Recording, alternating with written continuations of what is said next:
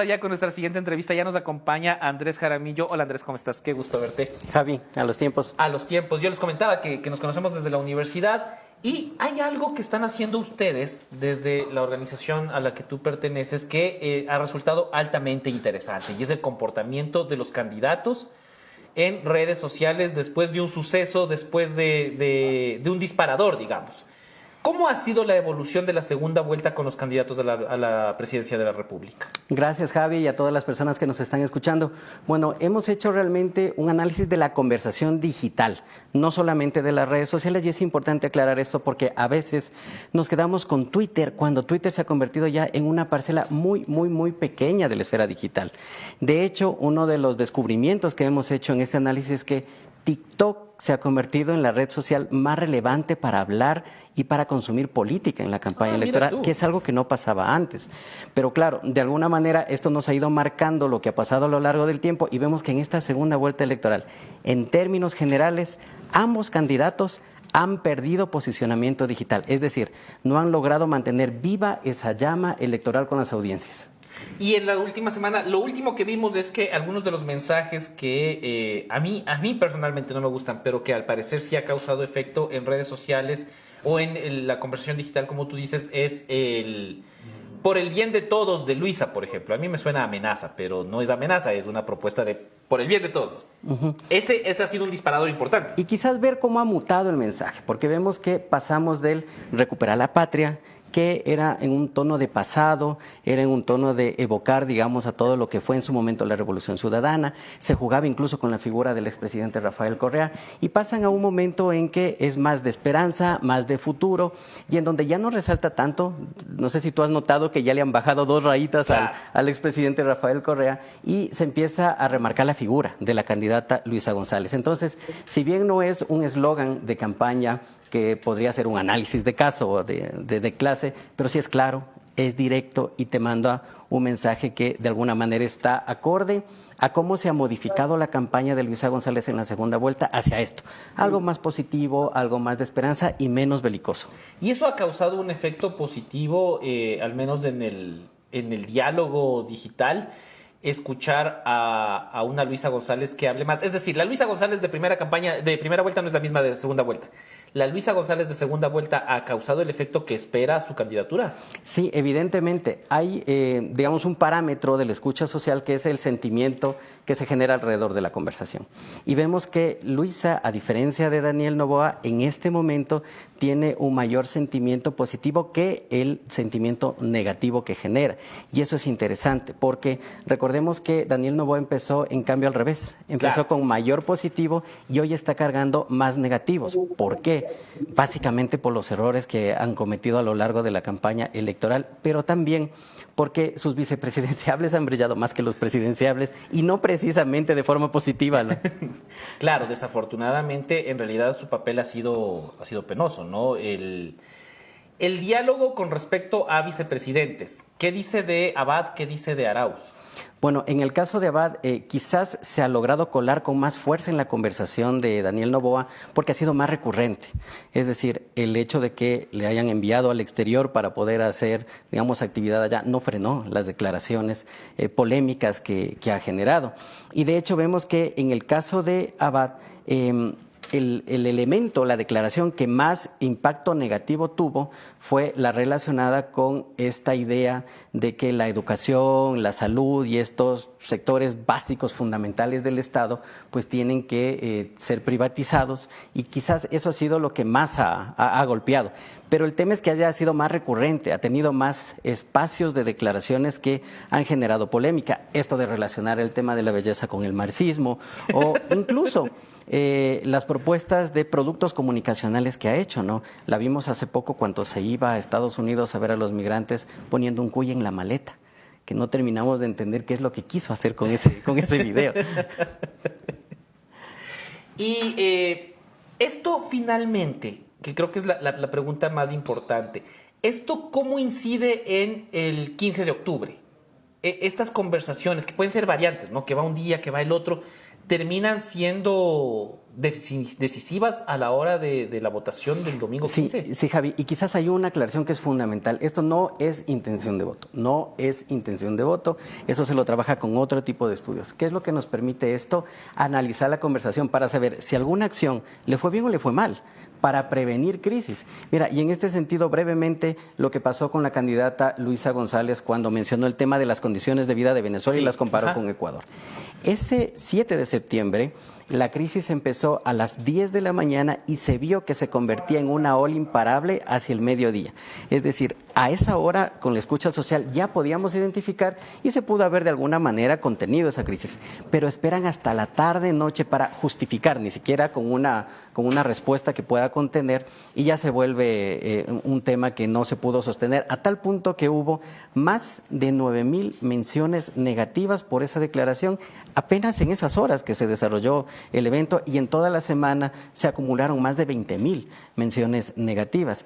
Entonces, importante lo que tú dices, no es intención de voto. ¿Y cómo influye? Influye mucho porque vemos que cada vez hay un voto más blando en las elecciones. ¿Qué significa esto? Que cambia constantemente. Puede cambiar en un día, puede cambiar en una semana, puede cambiar el mismo día de las elecciones. Y eso es lo que vimos un poco en la primera vuelta electoral, porque en esa primera vuelta electoral lo que atendimos es que en los últimos días, en un momento estaba un candidato arriba, otro candidato luego, otro candidato, y en este sentido identificamos que las audiencias y los electores, a diferencia de lo que pasaba con nuestra generación, por ejemplo, son cada vez más infieles. Ah, sí. No digas, no. Vamos a revisar, si ponen la anterior, por favor, aquí se veía el mayor pico de conversación de Luisa González fue el 21 de septiembre. ¿Qué pasó el 21 de septiembre y el pico de Noboa el 20 de septiembre? ¿Cuál fue del uno y del otro los motivos para que el pico de conversación se alcance? Sí, empiezo por Noboa porque ese 20 de septiembre es muy emblemático porque refleja algo que a él le ha beneficiado en lo digital, que es la presencia de su esposa. Es decir, ella, al tener una comunidad ya activa, ya orgánica, antes de la campaña electoral, permitió una transición, o ella se convirtió en un puente que le permitió dar visibilidad a su esposo en la campaña anterior, porque, digamos, ella tiene una comunidad muy grande relacionada al tema de vida fitness y demás. Yo no la seguí, evidentemente, porque no sigo esas cuentas, pero digamos quienes sí están conectados con esos temas la conocían y la tenían muy presente. ¿Qué pasó en cambio con la conversación de Luisa González?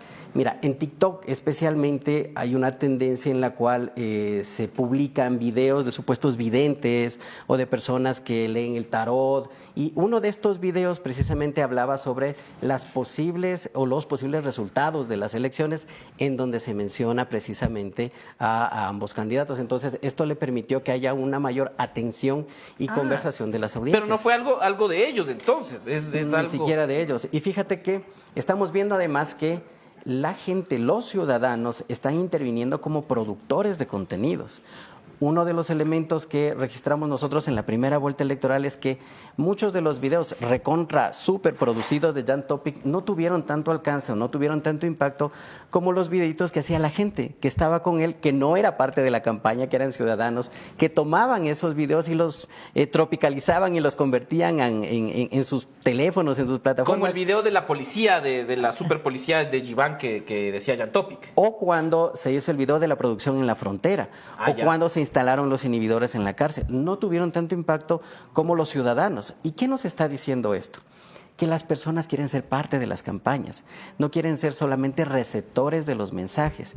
Y de hecho, ellos están generando contenido todo el tiempo y están produciendo contenido, pero hay la sensación de que los candidatos no los escuchan o no los involucran en las campañas. Nosotros te habíamos pasado una serie de videos como para que los puedas analizar. Creo que esto ya ha sido un poco de ese análisis, pero en términos generales, ¿qué es lo que concluyes que genera disparadores en la conversación digital cuando un candidato hace algo u otra cosa? O sea, ¿qué realmente llama la atención? En el caso de Topic es interesante ver que sus videos producidos no eran sino lo que la gente decía de ellos. En el caso de Noboa, en el caso de González. Mira, en el caso de Noboa fue muy claro lo que pasó luego del debate, ¿sí? A él no le atacaron, él de alguna manera tuvo un tono conciliador.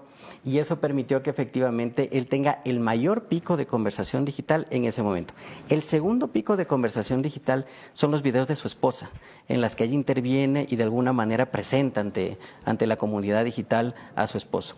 En el caso de Luisa González hay 3 momentos interesantes a lo largo de la campaña. El primero es la campaña de expectativa. Ustedes recordarán que la ex asambleísta era poco conocida hasta antes de esta campaña, pero logran hacer una campaña de expectativa muy interesante que hacia ese sábado, cuando se la proclama en Manabí, prácticamente ya termina siendo conocida por todo el Ecuador. Conocida, no necesariamente asociada a una imagen o positiva o negativa, pero la volvieron conocida.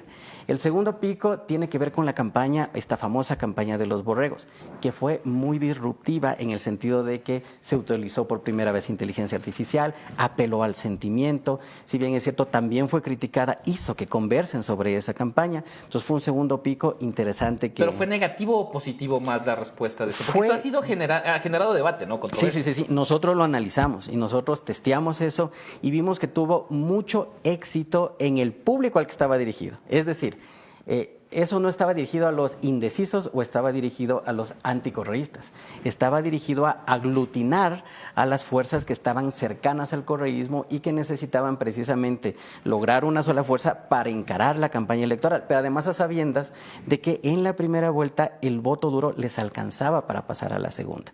En la segunda ya no pasa lo mismo. En la segunda lo que se busca es abrir más diversidad de votos y por eso de alguna manera se explica estos cambios que ha mostrado Luisa González y en general la campaña. Tú la ves que ya es mucho más positiva, más esperanzadora, con mensajes más claros y menos belicosidad.